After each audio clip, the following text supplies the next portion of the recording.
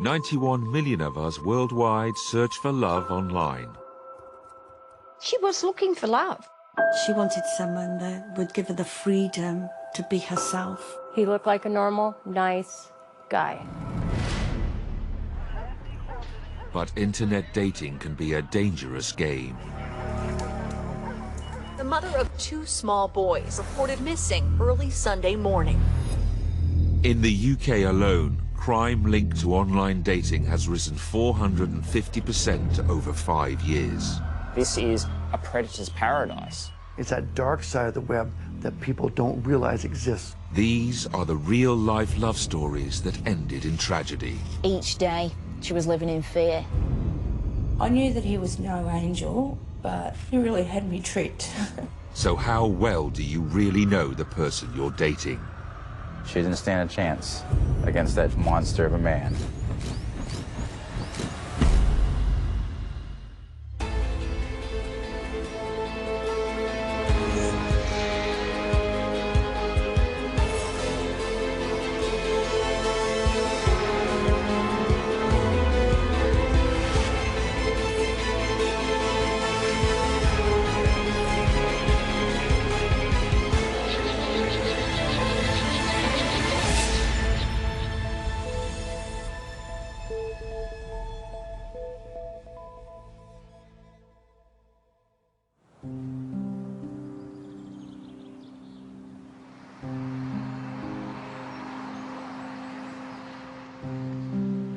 Ibstock is a little village with a fairly small population of people and a very quiet area by and large. The first time I went to Ibstock, I thought what a lovely place it would be to live. It's right on the edge of farmland.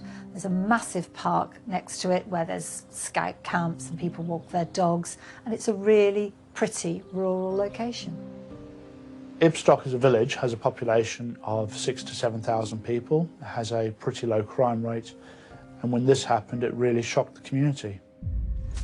We've become increasingly concerned that she may have come to harm. And today, we have told the family that we are treating her disappearance as a murder inquiry.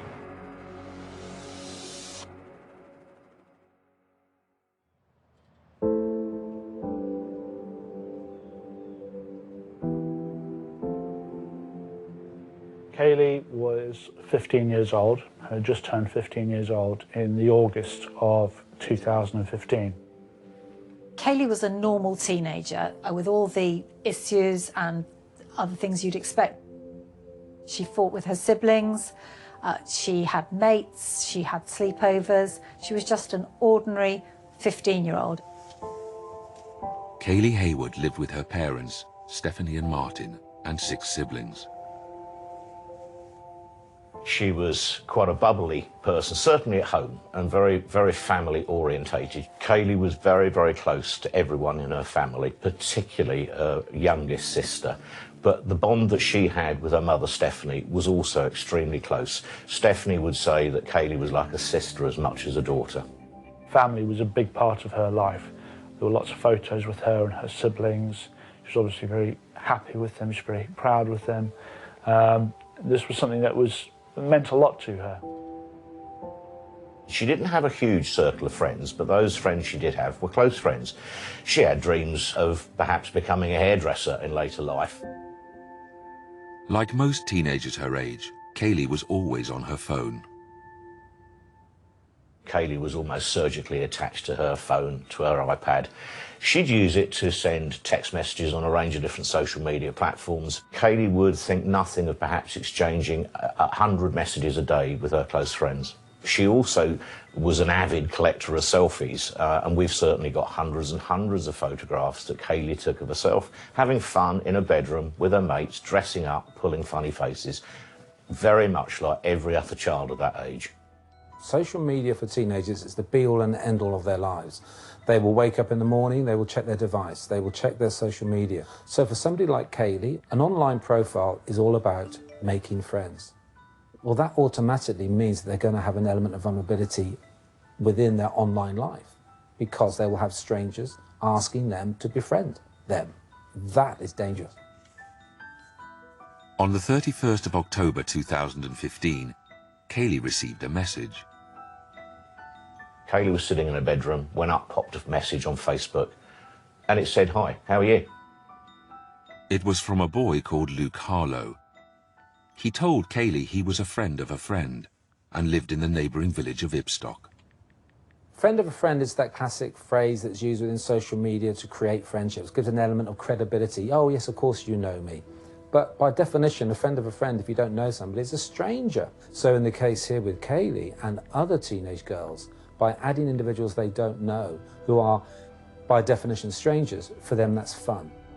It was just a random message, and Kayleigh chose to reply to it. She wanted more in her life. She was a frustrated 15-year-old girl, and she was looking for fun and excitement. As part of a large family, having someone's attention outside of that might have been quite exciting, but teenagers might be more vulnerable than others. They may not see through other people's lives very easily. It may be very easy to get swept away with compliments, for example.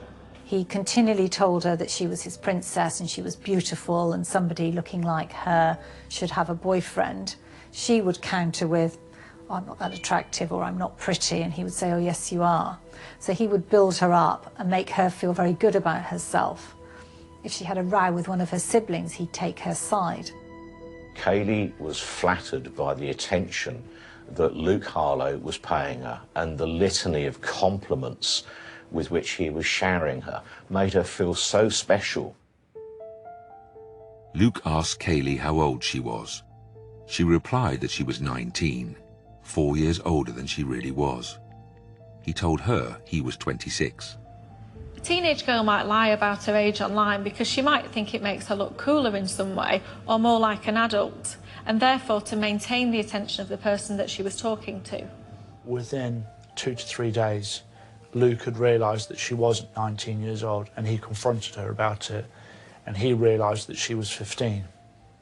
And he would say things like, "People can't know we're talking, it has to be our secret, you can't tell anyone, I'll get into trouble."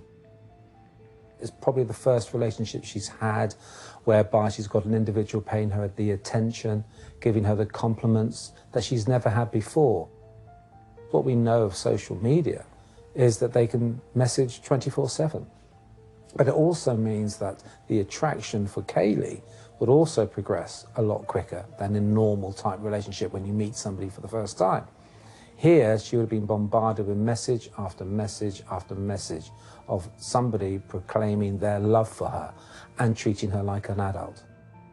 When we use social media on the internet, it can be very easy to feel close to somebody because we've talked to them a lot, we've shared intimate details with them, and actually we get a false sense of security and grow to trust them. Within hours of first making contact, Luke began to suggest they make plans to meet at his house. He was telling her what they'd be able to do if she came round and stayed with him, and they'd be eating chocolate, watching movies, and significantly drinking alcohol and getting drunk. Luke's questioning is classic predatorial type behaviour, including the questions relating to drink, the fact that I want to meet you, I want you to come around to the house, I want to ply you with alcohol. A 15-year-old girl will see these possibly as exciting times.